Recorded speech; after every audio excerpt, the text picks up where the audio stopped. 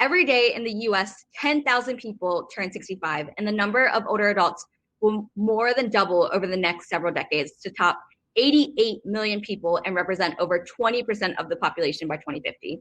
I know that's a lot of numbers, but just know that Americans age 50 plus represent 8.3 trillion in economic activity, which is equivalent to the third largest economy in the world.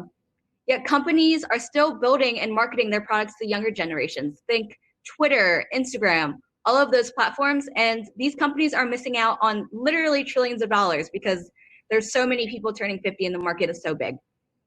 So I'm so excited to have my colleague and friend here, Coy Hernandez, with us today, who lives and breathes this stuff every single day.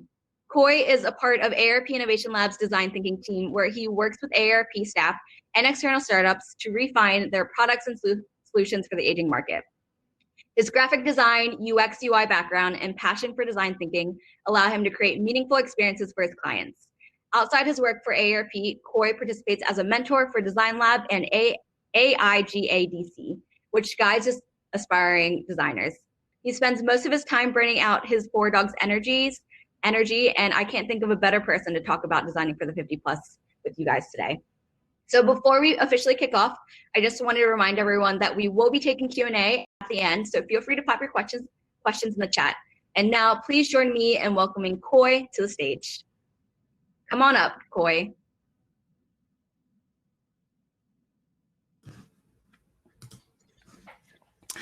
Thank you so much, Jessica, for that introduction. So before we dive into it, I'd like to ask the audience if you can post into chat how you're feeling today with an emoji.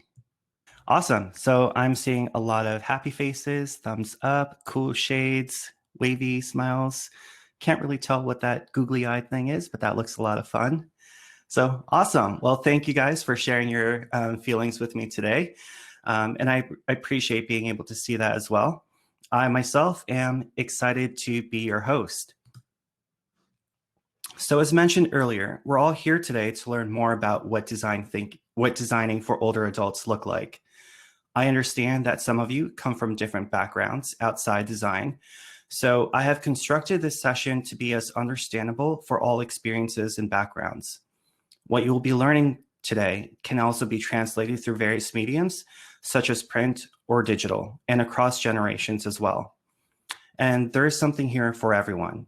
So today we'll learn the importance of understanding your user, legibility and readability, color contrast, image selection, and also the importance of having a clear navigation. I also want to reframe the phrase designing for older adults to designing for an aging society. The reason is that we're all getting older. Aging is something that we all experience every day.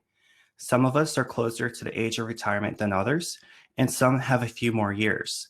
Either or, one day we're all going to be in the shoes of our older peers.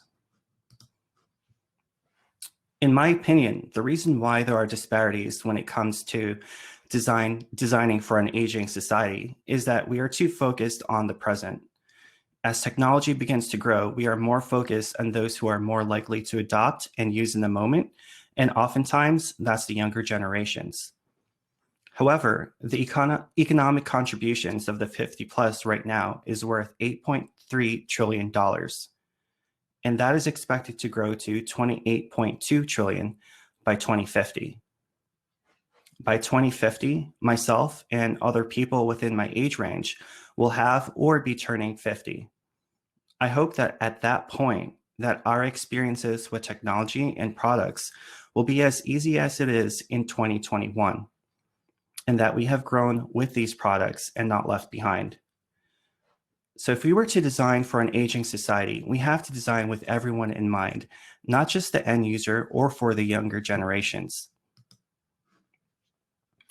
We also have to be mindful and think about creating designs that remain relevant and consistent to our audience as they age and as technology continues to evolve and be adopted. So what I will be going through today may seem like the basics, but they are, in my opinion, the building blocks to creating a strong foundation for evergreen products. So my first point is the importance of understanding your user. It is one of the most fundamental things before you start any design projects. And it is this understanding or an idea of who your audience is that is important and key to the success of your product. And once you do, and once you are able to identify your your audience, try to keep them involved throughout your entire design process. As an example, here at ARP Innovation Labs, we take a human-centered design approach, meaning that we are always trying to involve our end users as much as we can throughout our process. So this image here was an activity we did in a focus group of caregivers. We played a game of Shark Tank where we gave them monopoly, asked them to invest in a few ideas that we developed in our previous ideation session. And based off the responses, we were able to assess that direction and which idea to move forward with in development. One of my favorite projects that I was able to work on was redefining the experience for ARP's mobile event cart. The main purpose of these carts were to give ARP state office staff the flexibility to appear at multiple places within events. Being able to show up at various spots increased awareness and engagement with ARP. And despite impressing event goers, the version of the cart had its faults and difficulties. So this version of the cart, it took about 10 minutes to put together. You were required a tool to put the entire cart together. However, if you forgot the tool, then you can't really move the cart without risking one of the cubes falling off. And despite being modular and deconstructible, you needed a fairly large vehicle to transport all the pieces. And aside from that, each cube weighed about 30 pounds. So upon having discussions with ARP state office staff, who are our primary users, we realized that the problem we should be solving and designing for was getting the cart to the event and to the the problem that we were trying to solve for was really designing for getting the cart to the car and then to the event, not being mobile within an event. The reason being, for the offices that had the cart, they weren't using it. It was difficult for them to use and also for their volunteers to use. And mind you, the average ARP volunteer is about 72 years old and skews more on the female end. And though it's not the volunteer's job to bring the cart to the event, sometimes they had to put it together as well. So imagine a 72-year-old woman trying to piece together a cart that had different portions that weighed about 30 pounds. Also, our state offices engaged in events that had different terrain. Just a little bit of background about ARP. We have 53 state offices across the United States and also our territories. So every state is different. So for example, one office mentioned that they couldn't bring the cart to the beach where the majority of their events were being planned as the cart was too heavy and it sunk in the sand. Also, one state office staff mentioned the wheels exploded because of the summer heat in the state. So it became clear to us that the cart was not really built for the different nuances and needs of our state offices.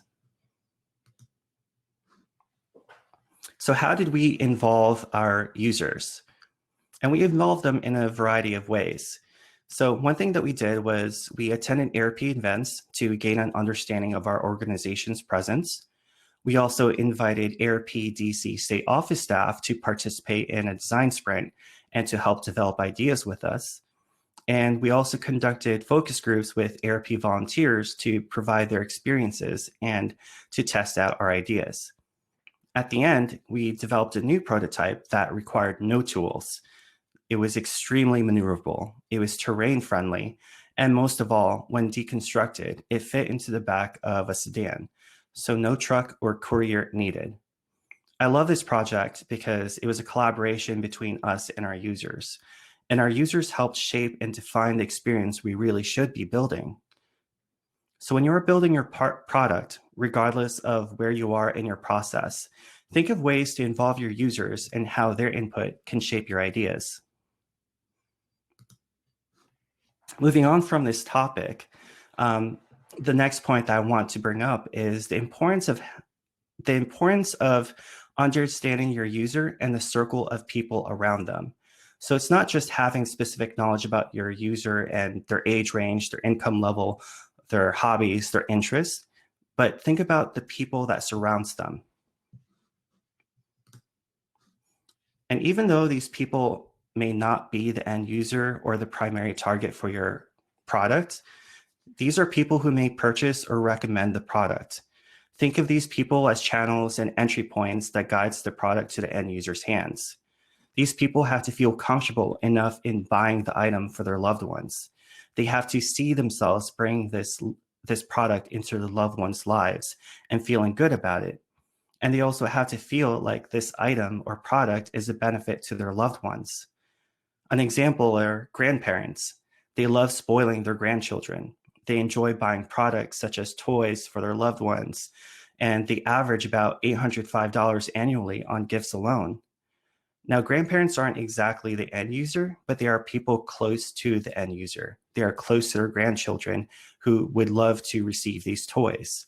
Grandparents are the ones who make purchases and make recommendations, or even be somewhat impacted by the product as well.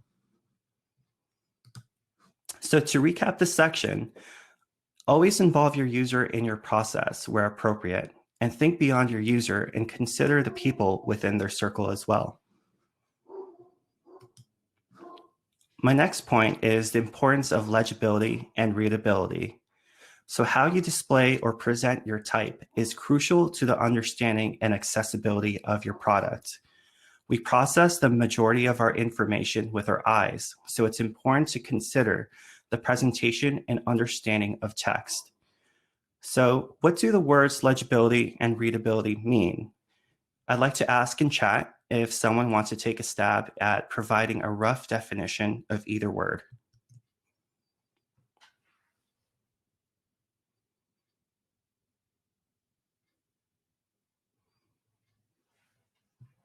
Okay.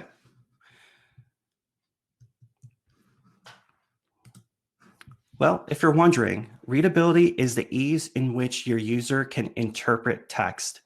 It is about the clarity in which they can understand the content, the context, and tone of the information provided in front of them. And here are a few tips to maximize readability. The first is keeping your call to actions simple. Don't have your users spend time thinking about the meaning of your words. Time is precious to us. Don't have me spend extra seconds trying to interpret where this sign or button is going to take me. If you want them to sign in, be explicit about it. If you want them to sign up for your newsletter, just say it. Avoid using trending phrases or words that can become outdated in a few years, and that could also be interpreted in so many ways. Building on to my previous point, keep your text relevant and also respectful. Even though both blog articles that you're seeing here are great at informing the user what the topic is about, one of them isn't exactly being considerate of their readers. If you're able to see clearly, which of these articles do you think offended their users?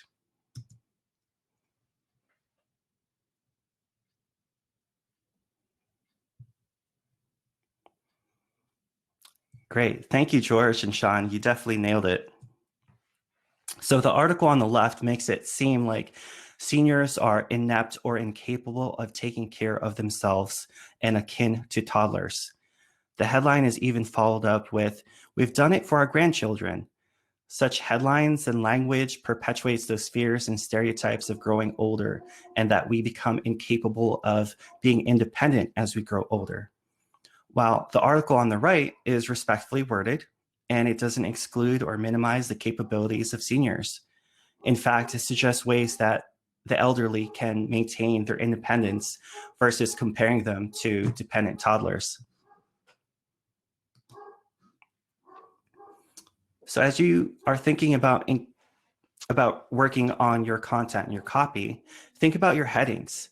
Headings are important because they help break up large chunks of text and they provide context to the content that follows them. Particularly in the web, they provide assistance in search engine optimization and also discoverability. They also provide content and context and additional information to users who happen to be speed scrolling through your site. And as you are working on your content and your headers and your subheaders and your paragraphs, always make sure to check your grammar and punctuation. Simple grammatical errors can easily make you lose credibility and trust. Also, as an FYI, know that screen readers pause for certain punctuations like periods, semicolons, commas, question marks, and paragraph endings. Failure to double check your content makes for a long, drawn out sentence voiced by a robot. So to recap readability, readability is the ease in which your user can interpret text. Keep your call to action simple. Keep your text to the point, relevant, and respectful. Make use of headings and subheadings to highlight information, and also make use of good grammar and punctuation. Now for legibility. Legibility is the ease in which your user can navigate across and through lines of text, whereas readability is about comprehension and understanding. Legibility is about being able to decipher text. So how do we make text decipherable? Here are a few ways to do that. The first is making use of white space. White space is your friend. It's not your enemy. It's a common misconception that people have as they want to fill up as much space as possible because they think that emptiness is a wasted use of space. However, white space gives our users necessary pauses for their eyes. It helps to frame important content and also to reduce visual clutter. It can make large blocks of text look so much more digestible and less intimidating. And going back to my point in readability, when I mentioned the use of headings, giving your headings room to breathe and stand out leads to better legibility, which in turn affects readability. To expand my previous point further, by using different font sizes for your paragraphs, headings, subheadings, you create a sense of hierarchy, which organizes your content and makes it easier for us to scan for information. Especially for those speed scrollers, properly sized headings can act as speed bumps and allow your users to take pauses to read your content.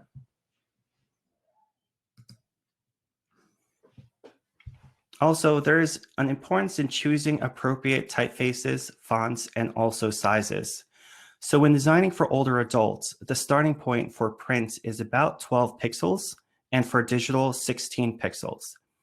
I won't be going into the standard unit of measurement for typefaces, but pixels abbreviated as px or points abbreviated as pt are the most common. And before starting any project or even adding content to your product, always think about what the medium your content is going to be shown in. And this is important. Think about, will it be on paper? Is it going to be on fabric? Is it going to be projected? Is it going to be on screen? Be aware that your content is affected by its medium, so design accordingly. As a rule of thumb, we generally use sans serif fonts and typefaces for digital applications, while serif typefaces are used for printed material, traditionally. The difference between the two, as you can see on the example here, are serif typefaces has those little detailed ends, while sans serif are more geometric. And just because a typeface or font looks cool or fancy, it doesn't always mean it's legible or appropriate to use. Also, be aware that each typeface is made differently.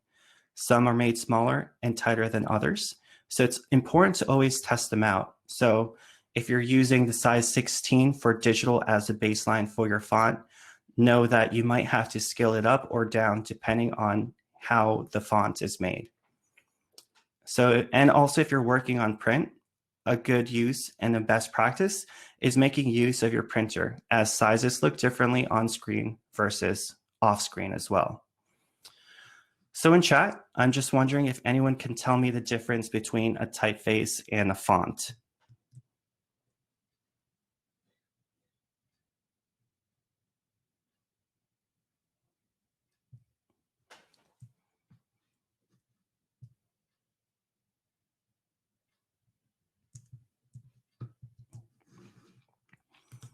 All right, well, if you're stuck there, a typeface, also known as a type family, is a collection of fonts. A font refers to an individual within that collection that has a different characteristic. So don't kill me for showing this image, but I love using this analogy I give when teaching about the differences between the two. So think about the Kardashians. The Kardashians as a whole is a typeface. They are a type family. However, the individuals like Kim, Courtney, and Khloe, they're all fonts. They all belong in the same family, but each person is differentiated. And I apologize if I made some of you hate typography principles even more, but sometimes it's the easiest way for me to relate typography with modern pop culture. So to recap, legibility is the ease in which your user can navigate across and through lines of text.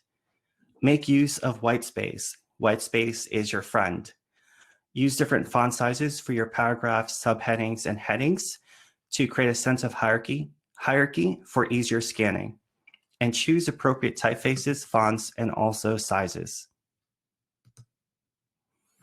So moving on from Kardashians and basic typography principles, color is an important element in design. It helps to evoke emotion, create hierarchy, add variation, emphasize important elements, and also elevate the overall aesthetic of your product. However, aside from the benefits of color, using it wrongly can cause fatigue, induce headaches, elevate stress, and increase errors, especially when it comes to interfaces. An important factor when thinking about color is contrast, which is the difference in lightness between two colors that are placed in front, behind, or even adjacent to each other. Contrast is important because it allows for the overall comprehension of different elements within your design and contributes to the legibility of your text. It is also a way to further hierarchy, as certain colors have more prominence and dominance. Contrast sensitivity is our eye's ability to detect the differences in lightness and darkness.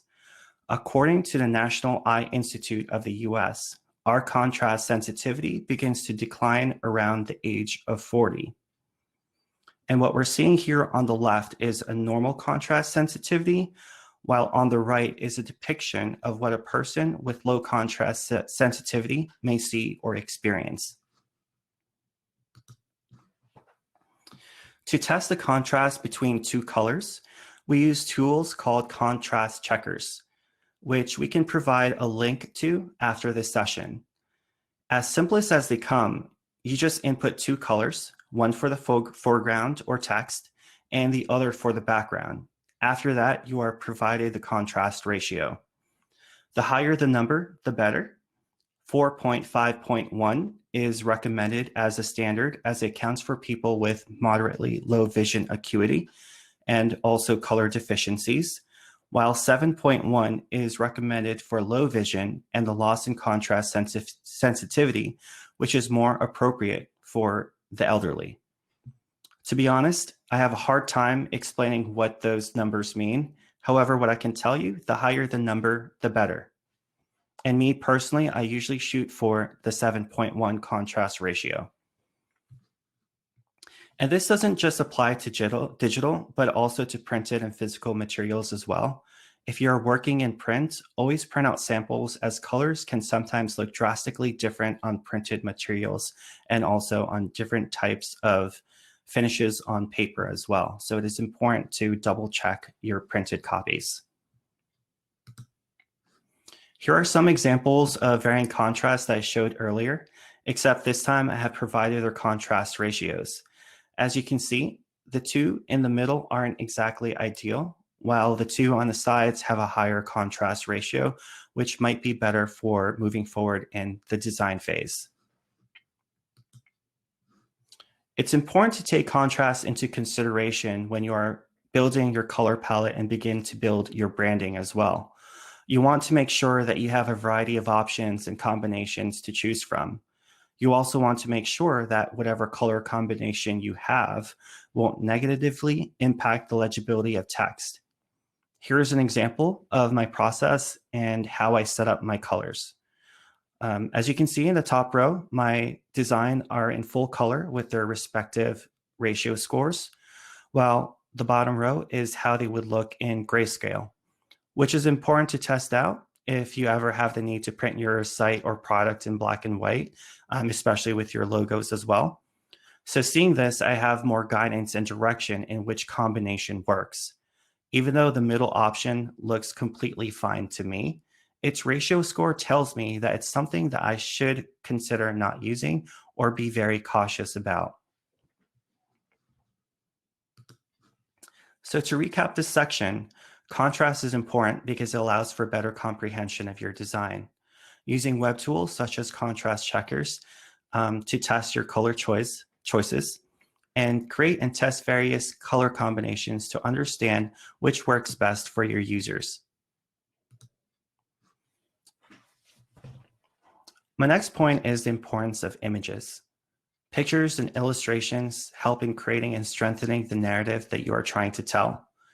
However, as you are designing your product, you have to be mindful how you are using your images.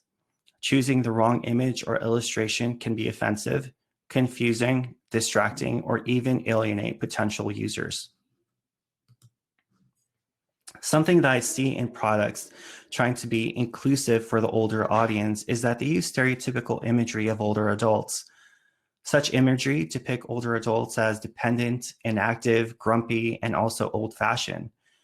According to ARP research, 80% of people over 50 say marketers assume their lifestyles based on stereotypes. Now, if we are trying to design for an aging society, we have to use images that portray aging for what it is, which is a life experience, not a nightmare. In reality, there's so much more imagery to choose from. ARP, in partnership with Getty Images, actually worked together in developing a collection of over 1,400 images that captures the moments that older adults experience. The collection of images show and prove that older adults are living very colorful lives. The truth about older adults is that they are working longer, they are starting families later, they are acting as caregivers, they are dating, they are getting married, and they are also engaging in technology as well. So when trying to be inclusive of older audiences and adults in your marketing plan or product development plan, think beyond your belief and assumptions of people over 50. Think of how you would like to be represented when you become that age. It is important that we break the stigma about older adults. Stereotypical imagery helps perpetuate fears about aging, especially when it comes to younger audiences and consumers.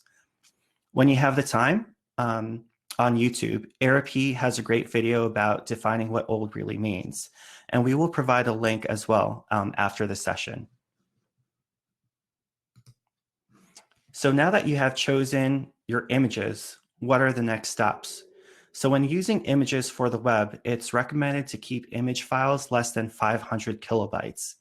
Keep file sizes in mind as you add images to your website, as multiple images that are sized inappropriately can affect your site's performance.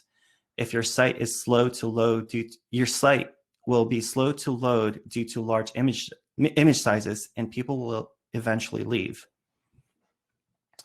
And also something to keep in mind about images, they eat up the majority of your website's real estate, and they also consume bandwidth. So if you're trying to make your site or product accessible, be smart about the use of your images. Plan out what content needs an image, as well as how it fits into your overall layout. So Microsoft, they recently did research and also a study about broadband access. And they suggest that there could be close to 163 million Americans with a lack of access to broadband internet. So without high-speed internet, large files will drastically slow down your web page to your users, especially for those in rural areas.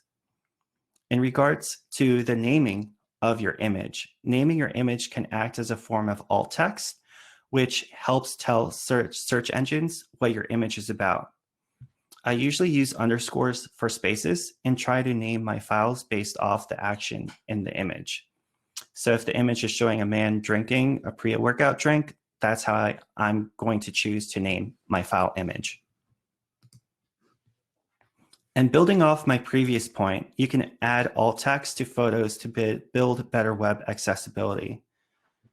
Alt text is a description of an image and is often placed within the HTML code.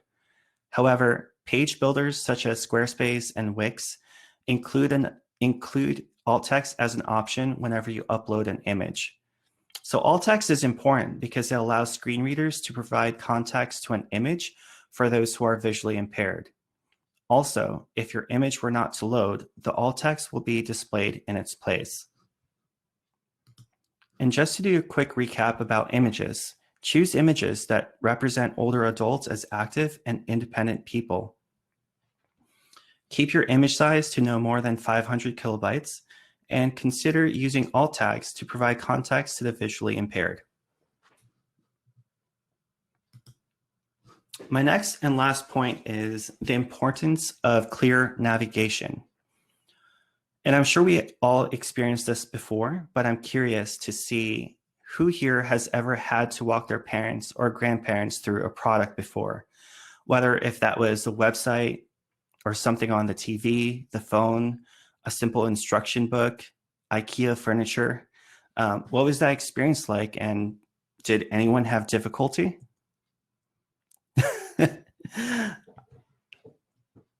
I see a hands up. And Jessica, you need to teach your parents how to email, and they still need help to this day. That is my mom as well. And oh no, it almost destroyed. Oh, I'm sorry to hear that, Sarah. Well, yeah. So if you are trying to make your products accessible for everyone, especially for older adults, we have to organize our content and make our products easy to navigate. It has been shown that seniors who experience difficulty in navigating a web page or a product are more likely to abandon their task compared to younger users. Also, grandkids or children are often the main point of reference when older adults are experiencing difficulty. So it has to be easy for us and also the grandkids to navigate and talk through the product as well, even if we are not familiar with the product and it is our first time using it. So being able to navigate through your product is the backbone of usability. If I can't navigate your product or help someone navigate through it, then there are some serious issues here. So where do we start? Well, for starters, you can ensure that your navigation menus are consistent, highly visible, noticeable, and clearly interactive. What I like about Nike's site is that they have 6 main categories that expands to show more options. The placement of their navigation remains consistent across all their pages, and it's always remaining on the top. Now, it doesn't always have to be at the top, and I'm talking about just in general for web pages. It can be on the side, but it has to remain consistent across all the pages that you build. A good practice is to limit your navigational items to at most 6 items. The reason being is that it helps users easily scan and read through the choices. Also, a short single line navigation bar keeps your site looking crisp, clean, and also easy to read. Another best practice is to always ensure that your logo always links back to the home page. I like to think of it as a reset button, especially if your users go too far down the site and the back button is just too tedious at this point. Having a linked logo takes them back home. Also, another option, which we'll talk about more in detail, is using breadcrumbs, and I'll get to that in a bit. And though I understand the design decision in making menus and navigational items hidden, as it simplifies the page and creates a more minimalistic and streamlined look, they are often overlooked or used less frequently by older adults. As I mentioned earlier, older adults are more apt to abandon a site compared to younger users. So in this example, Walmart, Overall, they have a solid design. In my eyes, there's nothing wrong with it. There are a few things that they definitely could do better, but their menu is reduced to a hamburger menu on the upper left corner of the page, which I kind of highlighted in a red square. And that is a bit difficult to see. On desktop, you have the real estate to build out a full navigational menu where it really isn't necessary to reduce items to a clickable icon. However, even still for mobile and mobile applications, I still do expect to see a main navigational menu where the hamburger menu serves as a secondary form of navigation. So when we are trying to design for an aging society, it is important to keep navigational features upfront and visible, where the amount of upfront thinking we have to do is very minimal. We need to see where we are able to go and move on from there. Don't make me think any further than that, and don't make my life difficult. So just a little personal story. I actually had to help my mom through navigating the Walmart website. And for the reasons mentioned, she had difficulty identifying the hamburger menu, which is up on the upper left. It wasn't noticeable to her. She didn't know what it did. And using the search bar was not her preferred method of searching for items. And also the image links down below the page were not very clear to her as well. So she had difficulty trying to find the items that she actually needed to buy for relatives. And also a side note, I also spent what felt like hours trying to explain to her why it's called a hamburger menu. So I'm kind of curious to see if anyone wants to take a stab at why it's called a hamburger menu or icon. Oh, that's a good suggestion, Kay. Car sorts are always great exercises.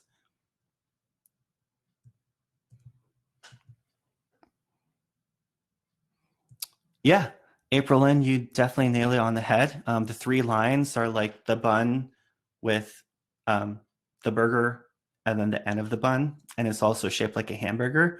But that also goes to show that sometimes icons, even though they are familiar with most people and they know what it means, sometimes as a best practice, it's always great to add a label and accompaniment with your icons as well.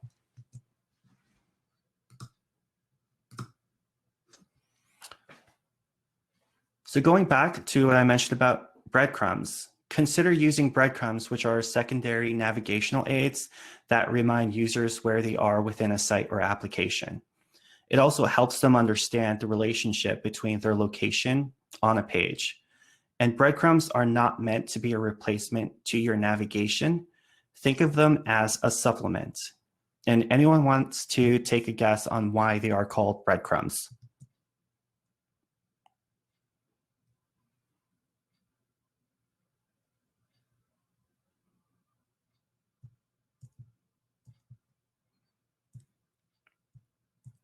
Yeah, you guys are definitely all spot on.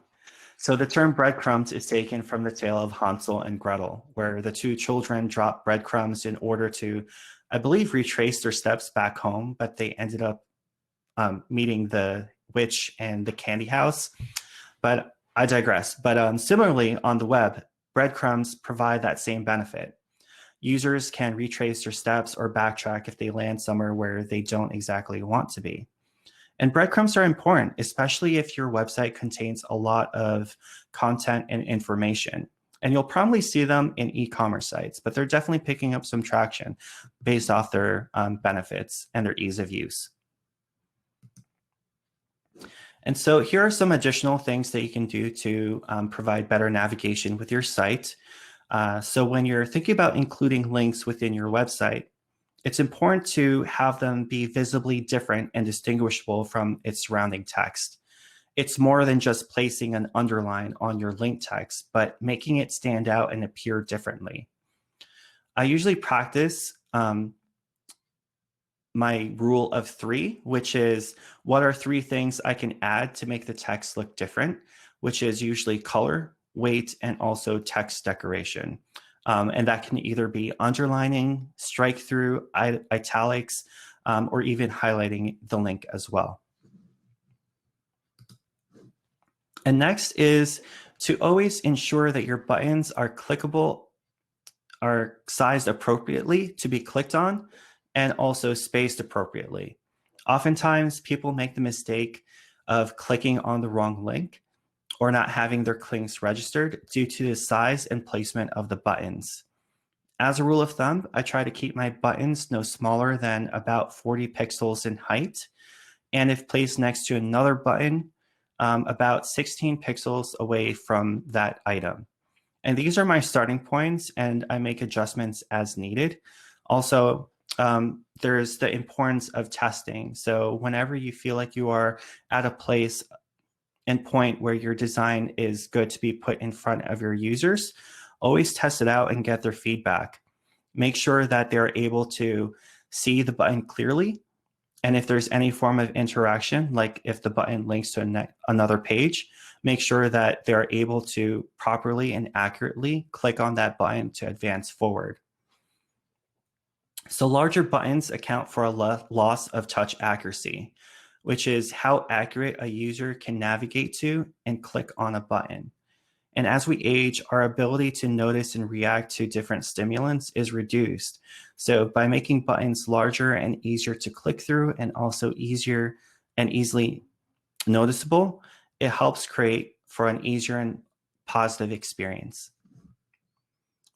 So to recap this section, our first point was to ensure that your navigation menus are consistent, highly visible, noticeable, and clearly interactive. Next is to keep your navigation visible. So that goes back to the point of the hamburger menu. If you're on desktop, just build out your full navigation and reserve the hamburger menu to smaller screens where content is a lot more compressed. Consider using breadcrumbs to help with navigation. Also to differentiate your links from your regular text, and also to make your buttons larger. So we've gone through a bunch of information, and I honestly could go through another day or even week talking about all this stuff.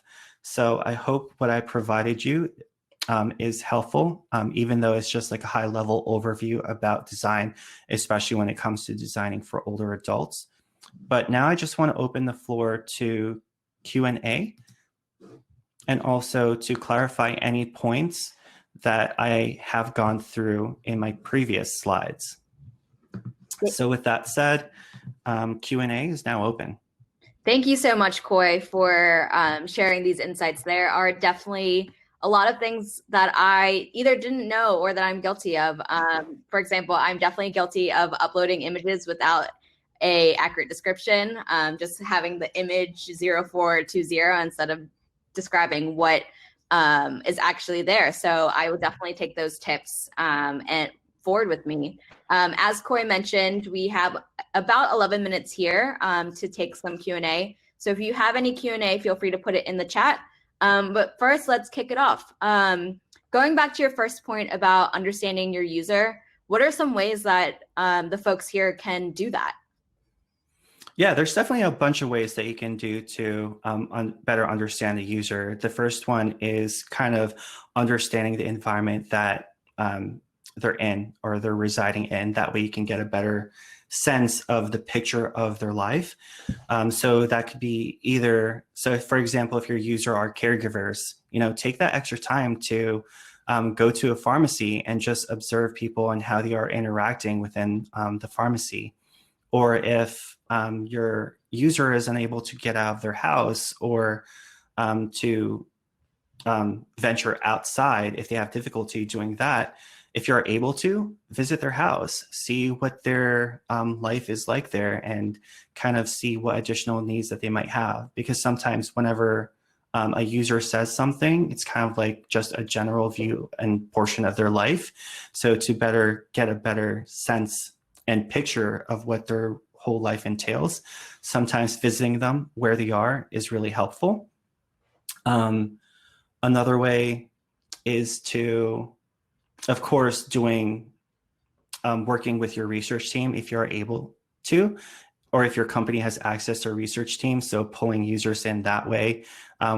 So for ARP, we have the benefit of having our own research center of excellence where we work with them, and we have the ability to pull in various people for doing interviews or consumer focus groups, and also, depending on which stage of the product we're in, usability testing as well. Yeah, and to follow off that question, Corey mentioned that we do have a research center, which is awesome and helps us a lot with recruiting and things. Caitlin Perry asked, are there any good ways to find older adults for user testing if you don't have the resources that we do? Yeah, there is definitely informal ways to do it. One of them is definitely doing like guerrilla, kind of like street intercepts, which is definitely a lot more riskier considering the pandemic that we live in. So you just have to kind of play it by ear. But before the pandemic, if we just wanted to get a general sense or opinion of our audience, stopping older people on the streets and getting their opinions and input or opinion about our product up front is helpful. Another way is connecting through your own personal network. So ask your grandparents, or if you have any friends who happen to be older, if they have someone that might fit a specific description with the people that you're trying to target to. Great. And on a very similar note, Emily Clay asked, is there a UX design site where you can test out your audience? So you kind of mentioned going out in person, but are there ways on the web to do that as well? Yeah, there are a variety of sites. The first one that I can think of is called usertesting.com, spelled just like how it is, user testing. There's a new one called Maze, M-A-Z-E. And then there's also another one called Feedback Loop. But I believe usertesting.com and also maze.com are more consumer accessible, where you don't really need an enterprise membership to have access to it. Also, another way is that you can always upload your prototype into InVision, or if you're using Figma, you can take a shareable link, and you could find and source different groups through social media, such as Facebook or Reddit, Twitter, or if there's even, you could even use Instagram, and you can share your links there and try to get feedback that way as well. Great. I just want to make sure that we are still here. Sean said what happened. So just want to make sure. Great. Thank you, Sheila, for the confirmation that we are still here. Do you have any recommendations on devices for aging adults? What do you mean by devices? Like whether it's iPhone or Android, is there a platform that is more friendly for, is there a device more friendly for aging adults, in your opinion? Yeah, thank you for clarifying that. So this was a while back, but I did come across research and articles saying that tablets are definitely more popular for older adults, considering it's a happy medium between a laptop or desktop versus phone, where it's just the right screen size for them to see things clearly, and also the level of touchscreen interactivity that they have. And also it's not as heavy or as difficult to transport compared to desktop or laptops. I actually just invested in a tablet myself, and let me tell you, it's been life-changing for things on the go. And my parents have had one for ages, so they've been ahead of me. So I am definitely on the tablet bandwagon. Yeah, especially if you have an Apple Pencil, that's a game changer. Mm-hmm. Another question is, can you repeat the standard sizes of PT and PX? Once again, what is the best for print versus web design? So for print, it is 12 pixels or 12 points. For web or digital applications, it's 16 pixels or 16 points. But again, you just want to test that out, as every typeface is built differently. So make sure you just test. If you're working on print, use your printer to print it out. If you are using digital, have a friend or someone take a second look at it to ensure that it's sized appropriately. Yeah, and are there any gold standards to font that you use for fonts or anything like that, so people can get started if they don't really know where to get started? Yeah. So a good starting point would be Helvetica, also Arial, Tahoma. Some of my favorites are Railway, and also Mr. Eves. Those are all sans serif fonts. And for serif fonts, I use Times New Roman, which is, I'm sure everyone is familiar with, thanks to Microsoft Word. But if you definitely want to use something a little bit fancier, you can use Mrs. Eves, and also Garamond or Adobe Caslon. And I can send those as well. But definitely, if you are trying to build a full-on typographical hierarchy, I usually choose fonts that have a varied selection of different weights. So think about like italics, bold. They even now have light and extra light or thin. So I choose typefaces that has those options. So my overall favorite at the moment is called Railway, Raleway, and that's a free font that's accessible through Google Fonts. Great, thank you. You offered a whole wide range of them, so hopefully that the audience can get started, whether it's with the typical ones like Arial or Times New Roman or Railway, like you mentioned. We only have 3 more minutes, so I'm going to do 2 hopefully quick questions before we wrap up. Sure. This is kind of in your bandwagon, but what are some pros and cons of doing human-centered design in the design process? Like why human-centered design versus other perhaps design approaches? Yeah, that's a really good question. Let me see if I could answer that in a limited amount of time. So the pros about taking a human-centered design approach to things is that you are really designing for the end user and their needs. It's not me just making an assumption about, oh, my grandma needs this, so I'm going to build this. Whereas I see a need for grandparents, and let me try to explore what solutions there are. And while I'm exploring these different solutions, I'm going to test it out with my grandmother. I'm going to test it with everyone's grandmother to get their inputs. Either way, I mean, sometimes just building something and developing it is a way to go. But there could also be downfalls of that as you are making assumptions and not really testing it out. So that is my quick answer to that.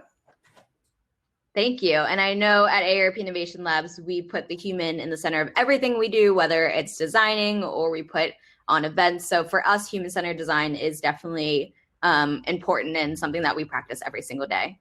So to wrap up, are there any last resources or gold standards that you could leave the audience? And also, what is the best way to get in touch with you as well as AARP Innovation Labs? Yeah, the best way to get in contact with me and also with AARP Innovation Labs is with the email. And sorry, Jessica, I forgot. It's info@aarpinnovationlabs.org, right? Mm-hmm. Yeah. And I know that would be the best way. Info@aarpinnovationlabs.org definitely works. And I know there were a couple of questions that we weren't able to get to. So if you want to shoot an email over to that, I will put it in the chat.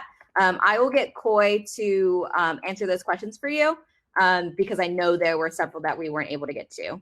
And then why don't you leave people with last resources where they can dig in a little deeper on the things that you talked about today? Yeah, definitely. So some of my favorite books to read are, and this is 2 books written by the same author. So the first is Rocket Surgery Made Easy by Steve Krug, and also Don't Make Me Think by Steve Krug.